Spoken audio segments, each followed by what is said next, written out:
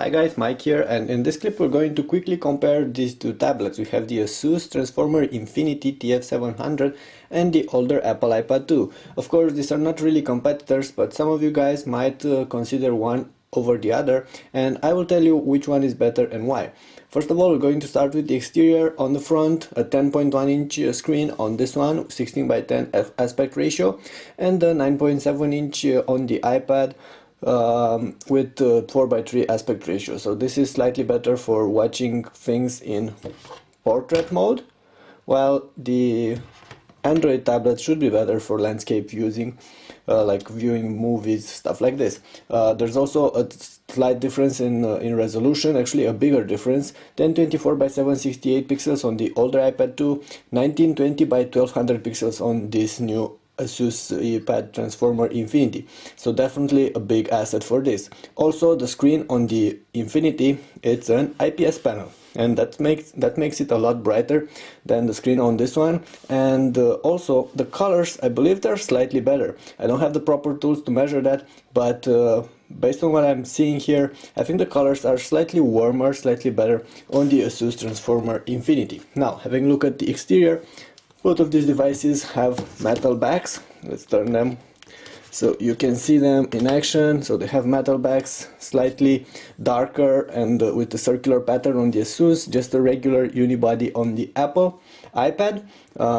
One more thing though, the Asus has this plastic top, and beneath there's the GPS and wireless antennas, while on the iPad those are behind the plastic Apple logo here. Now, if you're going to have a look at what we have on the back, on the iPad you have a camera, which is actually a very poor camera with no flash, and you have a speaker here on the bottom, while on the Asus you also have only one speaker, the grill is here, but you have a better camera, 8 megapixel camera with flash.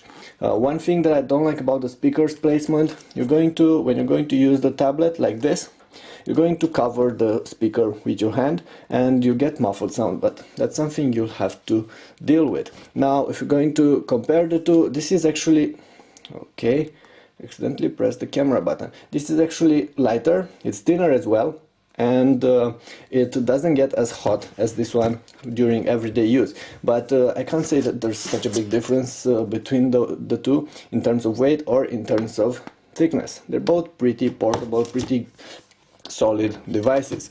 As for the sides, well, on the iPad you don't have that many things. You have the proprietary connector that you're using for charging and connecting to a PC or a Mac. Nothing on this side. On this part you have the headset jack, the power on button, the screen lock, and the volume rocker, and those are pretty much all the things you're going to get on the iPad. But on this one you have, of course, the docking station. You have these latches for the adapter, the charging adapter, the one that you're going to use to connect to a PC. These two latches that will be used to connect the tablet to the docking station. And you also have microphone over here. Volume rocker is on top.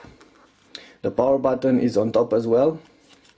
And on this other side, what you have is a micro SD card reader, another microphone, a micro HDMI slot, and the headset. So you have these two, HDMI and the SD card reader you can use to expand the memory. And of course, if you're buying the docking station, you will get a bunch of extra features. Get a full-size USB, you get the SD card reader, extra battery, stuff like this. Now, with the iPad 2 being launched more than a year ago, and this one just being released on the market, it's obvious that this is more powerful, this has the better screen, and overall it should be snappier than the iPad 2. But that's not really the case. Well, this one is running iOS 5.1, this one is running, of course, Android 4.0 Ice Cream Sandwich. It's on a Tegra 3 quad-core platform, a powerful one, and this is on a Apple i5 dual-core platform. So the two are actually slightly different in terms of raw power.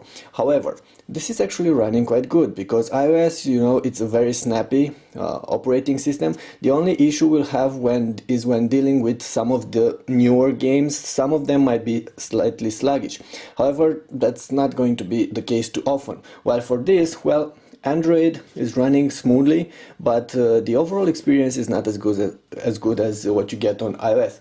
Of course, in terms of application, the Android has all these Google applications. They're quite solid, and of course you have some third-party applications bundled by Asus like My Library, MyNet, MyCloud, and of course Polaris Office. Android as an operating system has a lot of the advantages over iOS because it's more configurable, has a better notification system, better multitasking system and stuff like this. But like I said, overall this has more apps and more third-party apps. You have a lot of better apps in the App Store, and it's running overall more smoothly. For those of you planning to run a lot of clips on these two tablets, well, this one can handle YouTube without a problem. Actually, both can handle all the streaming sources without a problem. However, for stored videos, the iPad 2 can only handle 720p clips, and they will work without a problem. You have to use iTunes though to synchronize the content, and the overall quality is flawless.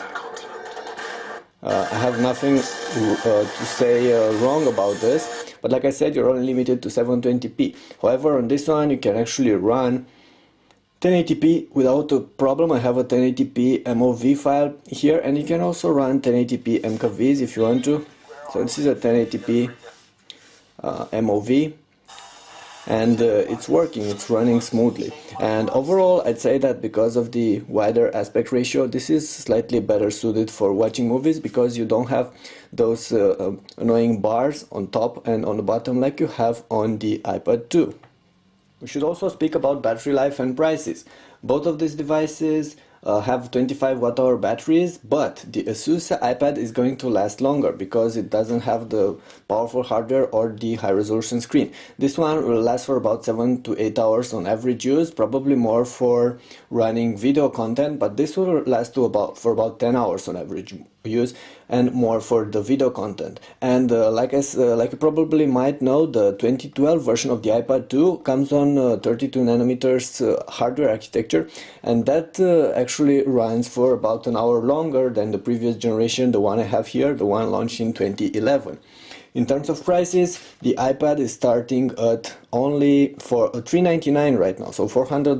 The Asus, well, for the Asus I don't really have the final exact prices, so they might change at the moment this will get in stores. It's not yet available, but I've heard that the 16GB Wi-Fi only version will start at $599, no, at $499, sorry for that.